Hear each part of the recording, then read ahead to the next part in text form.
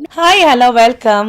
இன்னைக்கு நம்ம பார்க்கக்கூடிய கதை ஒரு 8 வயசு பெண்ணோட கதை. ஒரு 8 வயசு பெண் தன் பெற்றோரை பார்த்து, நீங்க என் பெற்றோர் கிடையவே கிடையாது, நான் ஒரு குழந்தை கிடையாது, எனக்கு 2 குழந்தைகள் இருக்கு, நான் பெரிய கோடீஸ்வரி அப்படின்னு சொல்றாங்க. இப்ப இந்த பெற்றோர்களுக்கு ஒண்ணுமே புரியல, என்ன இந்த குழந்தை சொல்லுது அப்படின்னு யோசனை பண்ணிட்டே இருக்காங்க. அது மட்டும் இல்லாம ஊர் மக்கள் எல்லாம் அந்த குழந்தைய பார்த்து, இனி உனக்கு பைத்தியம் பிடிச்சிச்சு அப்படின்னு சொல்றாங்க. அந்த குழந்தைய பார்த்து அந்த குழந்தைக்கு ரொம்ப கோவம் வருது. ஏய் முட்டாள்களே, இப்ப நான் ஒரு குழந்தை கிடையாது, நான் 2 குழந்தைக்கு தாய், நான் மிட்டல் குரூப் ஆஃப் கம்பெனிஸோட கோ-ஃபவுண்டர் அப்படின்னு சொல்றா. இந்த முட்டாள்கள் மத்தியில என்னால வாழவே முடியல, எனக்கு பைத்தியமே பிடிக்குதுன்னு சொல்லிட்டு அந்த குழந்தை அழறா. ஏன் அந்த குழந்தை அப்படி சொல்லுது, வாங்க இந்த வீடியோ முழுமையா பார்க்கலாம். பீகார்ல ஒரு தூசி தெரிந்த கிராமம் ஒண்ணு இருக்கு. அந்த கிராமத்துல ராம் சாந்தின்னு கண்ணன் மனைவி வாழ்ந்துட்டு வராங்க. அவங்களுக்கு ஒரு அழகான பெண் குழந்தை பிறக்குது. அந்த பெண் குழந்தைய ரொம்ப பார்த்து பத்திரமா வளர்க்குறாங்க. ஏன்னா அந்த பெண் குழந்தை மற்ற குழந்தை போல அதிகமா பேச மாட்டேங்குது, மற்ற குழந்தைகிட்ட விளையாட மாட்டேங்குது. ஆனா அவ கண்கள் ஏதோ தேடிட்டே இருக்கு. இப்படியே காலம் கிடக்குது. 4 வயசு ஆகுது அந்த பெண் குழந்தைக்கு. அந்த பெண் குழந்தை பேரு ஊர்மிளா. ஊர்மிளாக்கு 4 வயசு. ஒரு வாரம் கழிச்சு அந்த தூசி நிறைந்த அந்த வீட்டுல பெரிய புயலே வீசியது. திடீர்னு அந்த பெண் என்ன பண்றா, தன்னுடைய தாய் தினை ரொட்டி செஞ்சு கொடுத்துட்டு இருக்காங்க. தினை ரொட்டி செஞ்சு கொடுத்துட்டே இருக்கும்போது சாப்பிட்டு வாயில வச்சுட்டு திடீர்னு இங்கிலீஷ்ல பேசா. I don't like this food, it's getting bored, can you make some continental food அப்படின்னு சொல்றா. அந்த தாயாருக்கு ஒண்ணுமே புரியல. ஏன்னா அவங்க கிராமத்துல வாழ்ந்துட்டு இருக்காங்க. என்ன தான் குழந்தை திடீர்னு இங்கிலீஷ்ல பேசுன ஒரே ஆச்சரியப்படுறாங்க. என்னம்மா சொல்ற, நீ எப்படி திடீர்னு ஆங்கிலத்துல பேச ஆரம்பிக்கிற அப்படின்னு சொல்றாங்க. எனக்கு ஐ டோன்ட் லைக் திஸ் ஃபுட், மறுபடியும் இங்கிலீஷ்ல பேச அந்த தாயாருக்கு ஒண்ணுமே புரியல. இதெல்லாம் வாசல்ல நின்று ராம் பார்த்துட்டு இருக்காரு. ஏன்னா தன்னுடைய பெண் குழந்தை திடீர்னு ஒரு ஆங்கிலத்துல பேசுன்னு சொல்லிட்டு பேய் ஓட்டுபவர்கிட்ட அந்த குழந்தைய கூட்டிட்டு போறாங்க. தன் குழந்தைக்கு ஏதோ பேய் பிடிச்சிருச்சுன்னு சொல்லிட்டு ஏதோ பேய் ஓட்டுபவர்கிட்ட கூட்டிட்டு போறாங்க. அவங்களும் வந்துருச்சு, அனுப்பி விடுறாங்க. இருந்தும் அவ இங்கிலீஷ்லயே பேச ஆரம்பிக்கிறா. பெற்றோர் பெருசா ஒன்னும் கண்டுக்கல. அப்ப என்ன பண்றா, ஒரு நாள் அவளுடைய ஆடை கிழிஞ்சிருக்கு. கிழிஞ்ச உடனே பண்றா, உட்காந்து தேம்பி அழறா. என்னோட காஸ்டியூம் டிசைனர் ஆல்பிரடோ அண்ட் ப்ரூடோ, இவங்க 2 பேருமே காஸ்டியூம் டிசைனர். இந்த மாதிரி கிழிஞ்ச ட்ரெஸ்லாம் நான் போட்டதே கிடையாது. என் ஆல்பிரடோ ப்ரூடோ காணோம், நான் இங்க மாட்டிட்டு உயிர் எடுத்துட்டு இருக்கேன், தயவு செய்து என்ன மும்பைக்கு அனுப்பிவிடுங்க, எனக்கு 2 குழந்தைங்க இருக்காங்க, நான் மிட்டல் குரூப் ஆஃப் கம்பெனிஸோட கோ-ஃபவுண்டர் அப்படின்னு சொல்றா. ஆனா அங்க உள்ள யாருக்கும் இங்கிலீஷ் தெரியாதனால அவ என்ன சொல்ல வரன்னு யாருக்கும் புரியல. இருந்தும் அந்த குழந்தை 2 தடவை மும்பைக்கு தப்பியோட முயற்சிப்பா. ஊர் மக்கள் எல்லாருமே அவளை காப்பாத்தி கூட்டிட்டு வந்துருவாங்க. அப்போ ஊர் மக்கள் எல்லாம் ஊர்மிளா என்ன பண்றாங்க, இவ பைத்தியம், இங்கிலீஷ்ல பேசுறதால பைத்தியம் அப்படின்னு அவளுக்கு ரொம்ப கோவம் வருது. நான் ஒன்னும் பைத்தியம் கிடையாது, நான் ஒரு சின்ன குழந்தை கிடையாது, நான் பெரிய கோடீஸ்வரி, நான் 2 குழந்தைங்களுக்கு தாய், மிட்டல் குரூப் ஆஃப் கம்பெனிஸ் எவ்வளவு பெரிய கம்பெனி தெரியுமா, அந்த பெரிய கம்பெனிக்கு கோ-ஃபவுண்டரே நான் தான் அப்படின்னு சொல்றான். ஆனா அந்த ஊர் மக்கள் யாருக்குமே இவன் மேல பெருசா நம்பிக்கை இல்ல. அவ என்ன சொல்றான்னு புரிஞ்சுக்கிற தன்மை அவங்களுக்கு இல்ல. இப்படியே நாட்கள் போயிட்டே இருக்கு. அந்த குழந்தைக்கு 8 வயசு ஆகுது. அவ ஆங்கிலத்தை பேசிட்டே தான் இருக்கா. ஆனா பெற்றோர்கள் பெருசா எதுவும் கண்டுக்காம இருக்காங்க. வயசு 8 ஆனதுக்கு அப்புறம் ராமும் சாந்தியும் சேர்ந்து ஒரு ஸ்கூல்ல சேர்த்து விடுறாங்க. ஒரு ஸ்கூல்ல சேர்த்து உடனே பாத்தீங்க அப்படின்னா அவ ரொம்ப ஆங்கில புலனாய்வா இருக்கா. அந்த தலைமை ஆசிரியருக்கு ஒரே அந்த குழந்தைய பார்த்து ஒரே ஆச்சரியம். 8 வயது குழந்தை போலவே இவளை பார்த்தா தெரியல, இவ்வளவு அழகா சரளமா ஆங்கிலம் பேசுறா, ஒரு பெரிய நிபுணர் மாதிரியே பேசுறாளே அப்படின்னு சொல்றா. ஒண்ணுமே புரியல அவளுக்கு. இருந்தும் அவ பாடம் நடத்துற கிளாஸ் ரூமுக்கு போய் பாக்குறாரு. அவ நல்லா படிக்கிறா. மேக்ஸ்லாம் பாத்தீங்கன்னா ஆசிரியருக்கு மிகுந்தே நிறைய மேக்ஸ் போடுறா. கண்டிப்பா இந்த பிள்ளை நல்லா படிச்சிருக்க ஒரு குழந்தையா தான் இருக்கும்னு நினைக்கிறாரு. அப்புறம் நல்லா சொல்றா, அவர் பெரிய ஒரு பொருளாதார ரீதியா பேசுற மாதிரியே தான் எப்பவும் பேசுறா, ஒரு பெரியவங்க பேசுற மாதிரியே தான் பேசுறா எப்பவுமே ஊர்மிளா. அப்ப என்ன பண்றாரு, ஊர்மிளா கவனிச்சே இருக்காரு. ஊர்மிளா பேசுற ஆங்கிலம், ஏன்னா அங்க யாருக்கும் ஆங்கிலம் தெரியாது, தலைமை ஆசிரியருக்கு மட்டும் தான் தெரியும். அப்ப தலைமை ஆசிரியர் கிட்ட இங்கிலீஷ்லயே பேசுறா. நான் என்ன பேசுறதெல்லாம் புரியும், தயவு செய்து என்னை பத்தி புரிஞ்சுக்கோங்க, நான் மிட்டல் குரூப் ஆஃப் கம்பெனிஸோட கோ-ஃபவுண்டர், நான் டெலிவரி ஆன ஒரு குழந்தை பெத்த உடனே நான் இறந்துட்டேன், ஒரு ஊசி போட்டாங்கன்னா அதுக்கப்புறம் நான் தான் இறந்துட்டேன், தயவு செய்து எனக்கு மிட்டல் குரூப் ஆஃப் கம்பெனிஸ்க்கு நீங்க ஒரு லெட்டர் போடுங்க ப்ளீஸ், நான் உங்களை கெஞ்சி கேட்டுக்கிறேன், என் வாழ்க்கை இந்த பழப்போன கிராமத்திலே பாழாயிடும், தயவு செய்து எனக்கு இந்த மிட்டல் குரூப் ஆஃப் கம்பெனிஸ்க்கு ஒரு லெட்டர் எழுதுங்கன்னு சொல்றான். சரின்னு என்ன பண்றாரு, அந்த தலைமை ஆசிரியம் அந்த குழந்தை ரொம்ப கெஞ்சி கேட்டுக்கிட்டதா என்ன பண்றாரு, மிட்டல் குரூப் ஆஃப் கம்பெனிஸ்க்கு ஒரு லெட்டர் எழுதி வைக்கிறார். அந்த லெட்டர் எழுதி போடும்போது இந்த குழந்தை சொல்லுது, நம்ம போடுற இதுக்கு பதில் வருமா வராதான்னா தெரியல அப்படின்னு நினைச்சிட்டு இருக்காங்க. இப்படியே நாட்கள் போயிட்டே இருக்கு. 3 வாரம் கழிச்சு மிட்டல் குரூப் ஆஃப் கம்பெனிஸ் மட்டும் இல்லாம பீகாரோட அரசு முத்திரையோட ஒரு லெட்டர் வருது அவங்களுக்கு.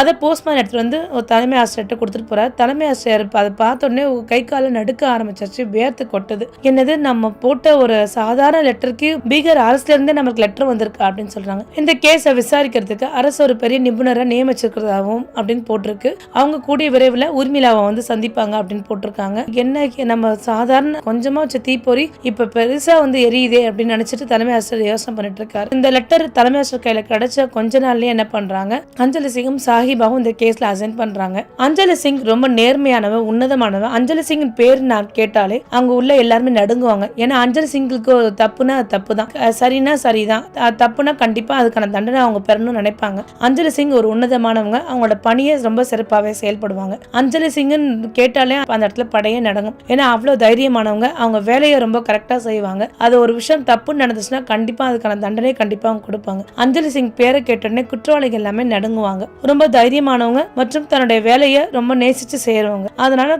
அரசு அஞ்சலி சிங்கை நியமிச்சிருக்கு. அஞ்சலி சிங் என்ன பண்றாங்க, அவங்களோட ஸ்பெஷல் போர்ஸோட ஒரு 3 ஜீப்போட அந்த கிராமத்தை வந்து சேர்ந்து அடையறாங்க. அஞ்சலி சிங் ஒரு அழகான ஒரு புடவை கட்டு, தன்னோட கண்ணில் ஒரு கூலிங் கிளாஸ் போட்டு அழகா அந்த கிராமத்துக்கு வராங்க. கிராம மக்கள் எல்லாருமே ஒரு வித்தியாசமா அவங்கள பாக்குறாங்க. அந்த வீட்டுக்குள்ள போய் பாக்குறாங்க. வீட்டுக்குள்ள போய் பார்த்துட்டு அந்த குழந்தை ஊர்மிளா பாக்குறாங்க. அந்த ஊர்மிளா பாத்தீங்க அப்படின்னா எந்த ஒரு பயமே இல்லாம ரொம்ப திடமா தைரியமா உட்கார்ந்துட்டு இருக்காங்க. ஊர்மிளா கிட்ட பேசுறாங்க.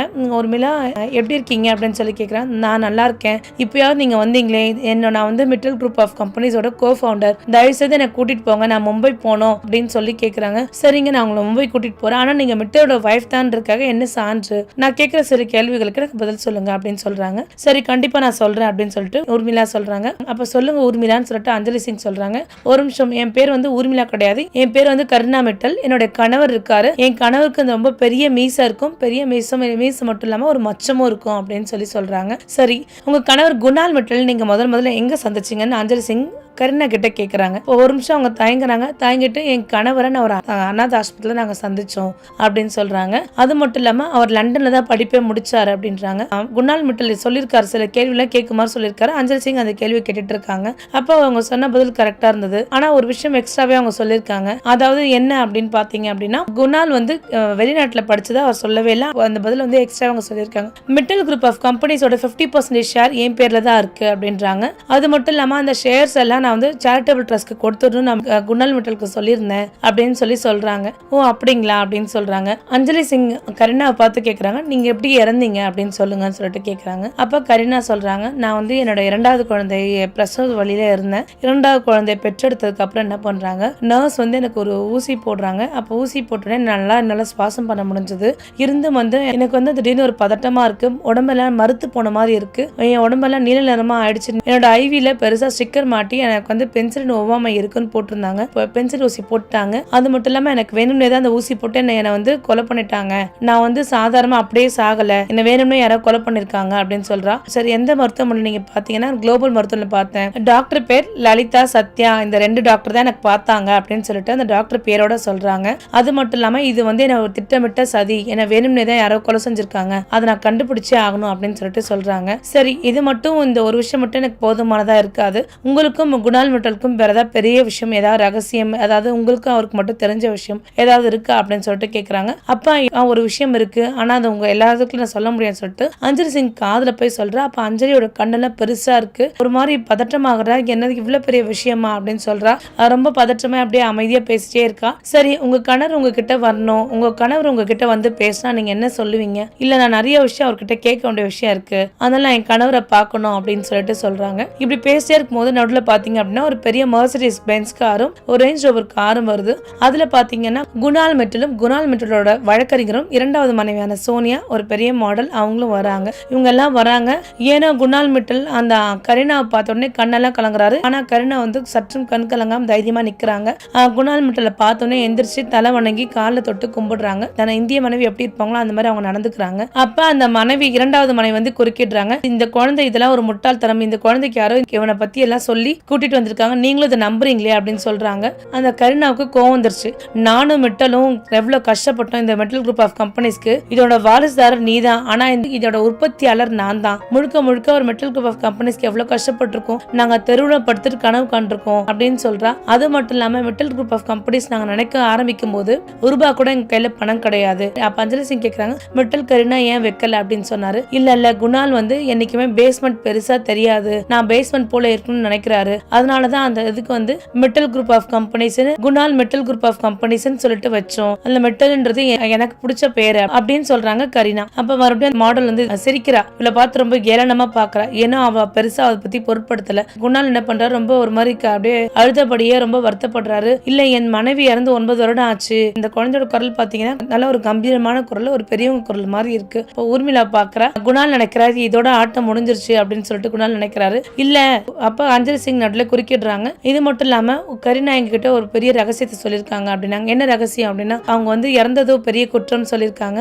இறந்ததுல ஏதோ கொலை, யாரோ சதி பண்ணிருக்காங்கன்னு சொல்றாங்க. அது மட்டும் இல்லாம அவங்களோட மும்பை வீட்டுல அவங்க ஒரு சிவப்பு டைரி வச்சிருக்கிறதாகவும் அதுல பெரிய உண்மை இருக்கிறதாவும் சொல்றாங்க அப்படின்றாங்க. இதை சொன்ன உடனே குணால் மிட்டல் கண்ணுல இருந்து தண்ணியில நின்னுடுச்சு. ஒரு அதிர்ச்சி ஆகுறாரு, பயம் வந்துருச்சு அவருக்கு. அப்ப என்ன பண்றாரு, இல்ல அப்படிலாம் எதுவும் கிடையாது, நீங்க வீட்டுக்கு வர முடியாது அப்படின்னு சொல்லிட்டு குணால் கொஞ்சம் கோபமான வார்த்தையில பேசுறாரு. அப்ப குணால் மிட்டலோட வழக்கறிஞர் இல்ல, நீங்க அதெல்லாம் எதுவும் விசாரிக்க கூடாதுன்னு சொல்றாங்க. அஞ்சலி சிங் அவங்களோட கையை அசைச்சு நீங்க அமைதியா இருங்க, நான் கேட்கிற கேள்விக்கு எனக்கு பதில் வரணும் அப்படின்னு சொல்றாங்க. சோனியா ரொம்ப பேசிட்டே இருந்தாங்க. சோனியா குறுக்க நிறைய பேசிட்டே இருக்கும் போது அப்ப குணால் வந்து கையை அசைச்சு சோனியா நீ அமைதியாரு அப்படின்னு சொல்லிட்டு சொல்றாரு. அப்ப குணால் அந்த சமயத்துல என்ன பண்றாரு, இந்த சின்ன குழந்தைய பார்த்துட்டு, அதாவது கரீனாவை பார்த்துட்டு, சரி உனக்கும் எனக்கும் தெரிஞ்ச ஒரு விஷயம், அந்த திறவுகோல், இது நம்ம முதல்ல கம்பெனி ஆரம்பிக்கும் போது இது பெரிய நம்ம ஒரு ரகசியமா வச்சிருந்தோம், இது உனக்கு எனக்கு மட்டும்தான் தெரியும், என்ன அதை சொல்லு அப்படின்னு சொல்லிட்டு கேட்கிறாரு. அப்ப அந்த குழந்தை தன் கையை அசைச்சே சொல்லுது. ஏன்னா குணால் மிட்டலுக்கு அது புரிஞ்சிருச்சு. மறுபடியும் இல்ல, நீ வாய் வார்த்தையாவே சொல்லு அப்படின்னு சொல்றாரு. அப்ப K12 அப்ப 17ன்னு ஒரு தேதியை சொல்ற அந்த குழந்தை.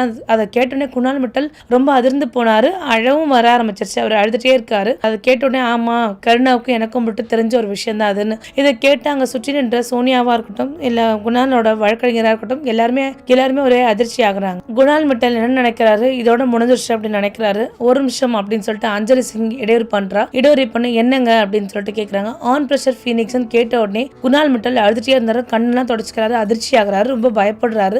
என்னது ஆன் பிரஷர் ஃபீனிக்ஸ் சொன்ன உடனே என்ன பண்றாங்க, குணாலோட வழக்கறிஞர் எல்லாருமே வராங்க. அவர்கிட்ட வேற எந்த விதமான கேள்வி நீங்க கேட்க கூடாதுன்றாங்க. அப்ப அஞ்சலி சிங் தன் கை மூலமா சைகை காட்டி நீங்க அங்கேயே நில்லுங்க, இதுல நிறைய பேர் நிறைய தாதாக்கள் இருக்கிறதா சொல்லியிருக்காங்க. அது மட்டும் இல்லாம உங்க மெட்டல் குரூப் ஆஃப் கம்பெனிஸ் ஆரம்பிக்கும் போது உங்க நிதி சேவை வந்து ஹவாலா பணமா தான் உங்களுக்கு வந்திருக்குன்னு சொல்லியிருக்காங்க. இந்த உண்மையான்னு சொல்லிட்டு கேட்கும்போது இல்ல அப்படிலாம் கிடையாது, என்னோட மனைவி கருணா இறந்து 9 வருடம் ஆகுது, இது என்னோட மனைவி கருணா கிடையாது அப்படின்னு சொல்றாரு. அது மட்டும் இல்லாம இந்த குழந்தை கருணா சொல்லுது, எங்களோட அரண்மனையில என்னோட பெட்ரூம்ல எங்க 2 பேருக்கு திருமண போட்டோ இருக்கும். அந்த திருமண போட்டோக்கு பின்னாடி ஒரு சிவப்பு டைரி ஒன்று வச்சிருக்கேன். அந்த சிவப்பு டைரியில யார் அவருன்னு எனக்கு அதுல குறிப்பிட்டிருக்கேன், அதுல உண்மை தெரியணும் அப்படின்னு சொல்றாங்க. அப்ப அஞ்சலி சிங் சொல்றாங்க, நாளைக்கே நம்ம விரைந்து மும்பை போலாம், மும்பையில் உள்ள அரண்மனை போய் பார்க்கலாம் அப்படின்னு சொல்றாங்க. ஆனால் குணால் மிட்டல் எல்லாருக்குமே ஒரே பயமா இருக்கு. அடுத்த நாள் காலையில பிளைட்ல அஞ்சலி சிங்கும் ஊர்மிளாவோட பெற்றோர்கள் எல்லாருமே வந்து மும்பைக்கு போயிடுறாங்க. பயணம் செஞ்சுட்டு வரும்போது அஞ்சலி சிங் கிட்ட பேசுறாங்க. அப்ப பேசும்போது என் வீடு இப்படிதான் இருக்கும், இந்த இடத்துல இது இருக்கும் அது இருக்குன்னு ஒவ்வொரு விஷயமும் பார்த்து சொல்றாங்க.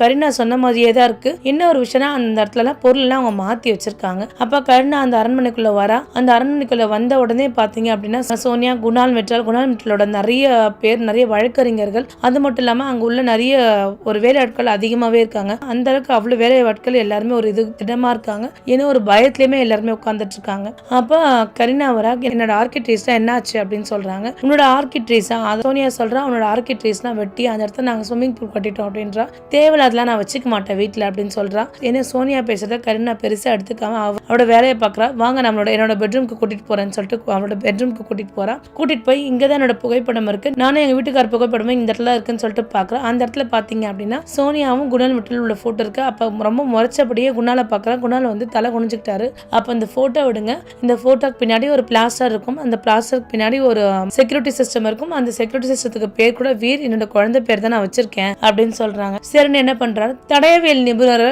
கூட்டிட்டு வராங்க. கூட்டிட்டு வந்து அந்த இடத்துல ஸ்கேன் பண்ணி பாக்குறாங்க.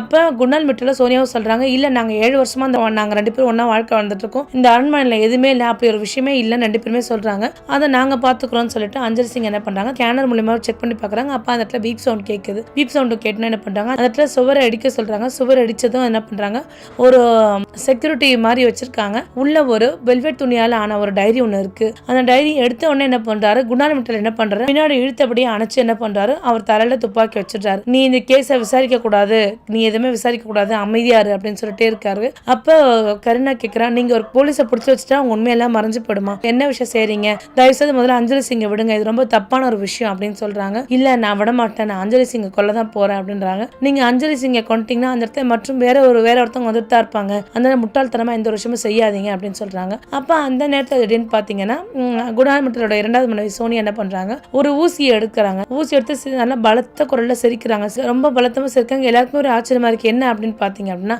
நான் தான் வந்து கரீனாவுக்கு ஊசி போட்டேன், எனக்கு அவளுக்கு பென்சில் ஒவ்வாம இருந்து எனக்கு தெரியும். ஏன் அப்படின்னா அவளோட 50% ஷேர்ஸ் எல்லாமே அவ வந்து அனாத ஆசிரமத்துக்கு எழுதி வைக்கணும்னு சொல்லிட்டு இருந்தா. அது மட்டும் இல்லாம உங்களுக்கு இந்த நிதி உதவி செஞ்சவங்கள நான் உங்களுக்கு போலீஸ்ல காட்டி கொடுப்பேன்னு சொன்னா. அந்த ஒரு காரணத்துக்காக தான் நானும் குணாலும் சேர்ந்து தான் அவளை கொன்னோம் அப்படின்னு சொல்லிட்டு ஒரு வாக்குமூலம் கொடுத்துடுறா. அஞ்சலி சிங்கோட உதவியாளர் என்ன பண்றாங்க, சோனியாவை வந்து ஊசி போடலான்னு ட்ரை பண்றாங்க. அப்ப அந்த சமயத்துல தன்னோட கன் எடுத்து என்ன பண்றாங்க, சுடுறாங்க. குண்டு பாஞ்ச உடனே ஒரு சிதறல் ஏற்படுது. சிதறல் ஏற்பட்டுனா அஞ்சலி சிங் உஷாரா என்ன பண்றாங்க, குணால் மிட்டல் கிட்ட இருந்து என்ன பண்றாங்க, இந்த துப்பாக்கியை எடுத்துடுறாங்க. எடுத்துட்டு இப்ப குணால் மிட்டல் கிட்ட சொல்றாங்க, ஃபீனிக்ஸ்னு பேர் கேட்டாலே உங்களுக்கு இவ்வளவு நடுங்குது அப்படின்னு சொல்லிட்டு கேட்கறாங்க. அப்ப குணால் மிட்டல் நீங்க அந்த டைரியெல்லாம் திறந்து படிக்கக்கூடாதுன்னு சொல்றாங்க. சரிங்க கரீனா, நீங்க இந்த டைரி எடுத்து படிங்க அப்படின்றாங்க. அதுல அந்த பாத்தீங்கன்னா என் பேர் கரீனா மிட்டல், நான் வந்து இறந்து போயிடுவேன் அப்படின்னு சொல்றாங்க. ஃபீனிக்ஸ் இது வந்து ஒரு பெரிய திட்டம். மூளை வேறு யார் இருக்காங்களோ அவங்கள நீங்க பிடிக்கல, சாதாரண சிப்பாயை மட்டும் தான் நீங்க பிடிச்சிருக்கீங்க. மூளை வேறு காரணமே வேற ஒருத்தவங்க தான், ஆனா யாருன்னு நான் சொல்லல. நீங்க வந்து ஒரு திரைசிலை மட்டும் தான் பிடிச்சிருக்கீங்க. இந்த திரைசிலைக்கு பின்னாடி பல திரைசிலைகள் நிறையவே இருக்கு அப்படின்னு சொல்லிட்டு சொல்றாங்க. அப்ப இவங்க 2 பேருமே என்ன பண்றாங்க, அஞ்சலி சிங் 2 பேருமே குணால் மிட்டலையும் சோனியாவும் பிடிச்சு ஜெயில போடுறாங்க. ஜெயில போட்டு விசாரிக்கிறாங்க. ஆமா நாங்க வந்து எங்களை தற்கொலை பண்ணிக்கணும் தான் முயற்சி பண்ணணும்னு சொல்லிட்டு ஒத்துக்கிறாங்க.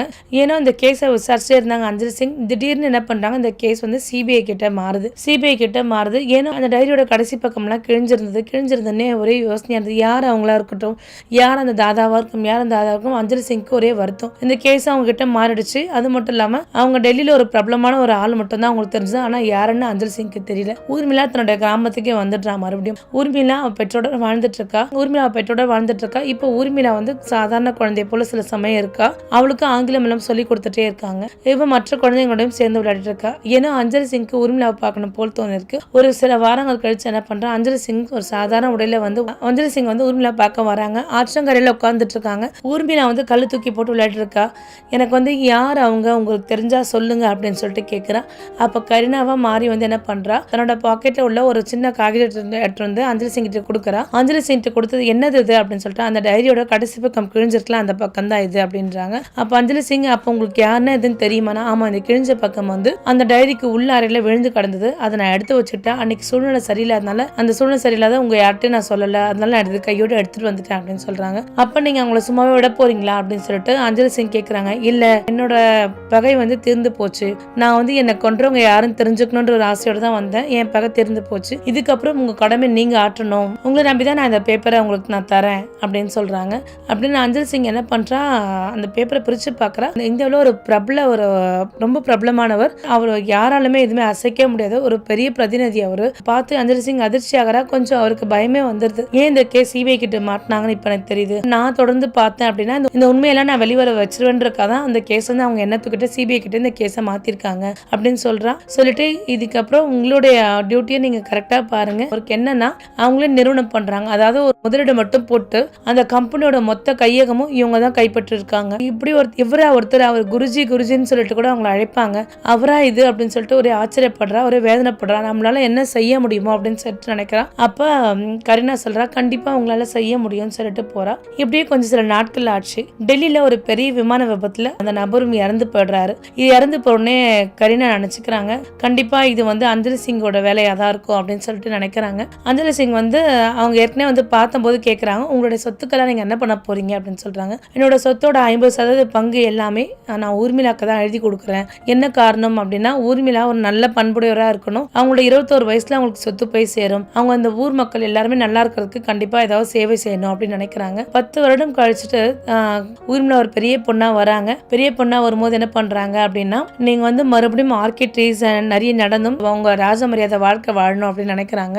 ஏன்னா கரீனாவுக்கு வந்து மும்பை போறதுக்கு ஒரு பெருசா இஷ்டம் கிடையாது. ஊர்மிளா என்ன பண்றாங்க, ஊர்மிளாக்கு அவ்வளவு பெரிய சொத்து கிடைச்சதும் என்ன பண்றாங்க, ஊர்மிளா பெருசா ஆசைப்பட்டு தான் சொத்தெல்லாம் அபகரிச்சுக்கலாம ஏழை மக்களுக்கும் அனாதையான உள்ள பிள்ளைங்களுக்கும் பெற்றோர் இல்லாத பிள்ளைங்களுக்கும் என்ன பண்றா, கல்வி, உடை, உணவு, தங்கும் அறைன்னு எல்லா விஷயத்துக்கும் ஏற்பாடு பண்றா. தன்னோட எல்லா பணத்தையுமே தனக்குன்னு எதுவும் வச்சுக்காம ஊர் மக்களுக்காக எல்லாமே செலவு செய்யறா. அது மட்டும் இல்லாம அவ படிச்ச ஊர்லயே ஒரு சிறந்த ஆசிரியரா இருக்கா. நிறைய நல்ல விஷயங்களா அந்த கிராமத்து மக்கள் எல்லாருக்குமே சொல்லி கொடுத்துட்டு இருக்கா. அவ தன்னோட அப்பாவி பெற்றோரோட ரொம்ப சந்தோஷமா வாழ்க்கை வாழ்ந்துட்டு இருக்கா. ஊர்மிளாவா அவ தன்னோட பயணத்தை ரொம்ப அழகா செஞ்சுட்டு இருக்கா. கரீனா பல பில்லியன் சொத்து கொடுத்திருந்தாலும் பெருசா அதுல ஆசைப்படாம உண்மையிலாவா வாழ்றாங்களா இல்ல கருணாவா வாழ்றாங்களான்னு தெரியாது. ஆனாலும் அந்த சொத்தை எதுவுமே நாம பெருசா வாழணும்னு நினைக்காம ஊர் மக்கள் எல்லாருக்குமே நல்லபடியா உதவி செஞ்சு ஒரு நல்ல ஆசிரியரா அந்த கிராமத்துல பணியாற்றி வர்றாங்க. அவங்க பெற்றோரோட ரொம்ப சந்தோஷமா வாழ்க்கையை வாழ்ந்துட்டு வராங்க. ஊர்மிளாவும் கருணாவும் ஒரே மாதிரியே இருந்து அவங்க வாழ்க்கையை வாழ்ந்துட்டு வராங்க. மீண்டும் ஒரு நல்ல கதையில் சந்திக்கிறேன்.